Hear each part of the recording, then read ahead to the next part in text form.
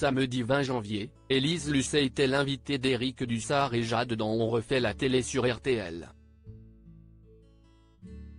La journaliste a évoqué son adolescence baignée dans le style punk, mais aussi la consommation de drogue parmi ses connaissances de l'époque. Si est-il une des journalistes les plus redoutées du PAF, celle que les chefs d'entreprise et personnalités politiques fuient lorsqu'elle commence à poser les questions qui fâchent. Avec ses enquêtes de cache investigation et envoyé spécial, Élise Lucet a acquis une réputation rare parmi les journalistes français. Tout le monde se souvient notamment de son clash avec la nouvelle ministre de la Culture, Rachida Dati, soupçonnée de lien avec le groupe GDF Suez à l'époque. Peur de vous, ma pauvre fille. Vous avez une carrière pathétique. Lui avait alors lâché la nouvelle venue du gouvernement dans les couloirs du Parlement européen. Mais à contre-courant de son envie de dévoiler tous les vilains petits secrets des plus grandes personnalités françaises, Élise Lucet reste une personne discrète qui ne dit que très rarement sur sa vie personnelle. J'ai la chance d'avoir eu des parents qui m'ont donné une bonne colonne vertébrale, mais ce samedi, celle qui a récemment interrogé Kylian Mbappé pour le dernier numéro d'Envoyé spécial a fait de rares confidences au micro de Jade et Éric Dussart dans leur émission On refait la télé sur RTL.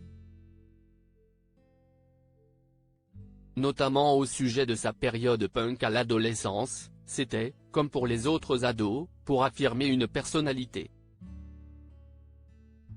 Dire à quel point on est différent, que les adultes sont nuls, qu'ils ne comprennent rien et que si on peut les choquer, c'est tellement mieux, a-t-elle répondu en souriant.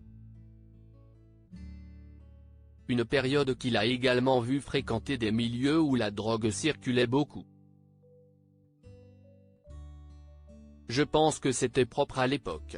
On était dans les années 1980. C'était vraiment une sale époque. Beaucoup fumaient du shit, des pétards. D'autres sniffaient de la colle, d'autres prenaient de la cocaïne ou du LSD. Je n'y ai jamais touché. Ce n'était pas intéressant, a-t-elle précisé. Son rempart contre les dérives de l'époque, son éducation, j'ai pensé à ça pendant l'interview de Kylian Mbappé, parce qu'il dit à quel point ses parents ont été importants pour le structurer. Et moi, j'ai la chance d'avoir eu des parents qui m'ont donné une bonne colonne vertébrale. Ça m'a permis de réfléchir toute seule, mais d'avoir une base solide, a-t-elle conclu. Une base qu'elle met désormais au service de la vérité exposée aux yeux de tous. Diaporama. Voir les photos de Élise Lucet.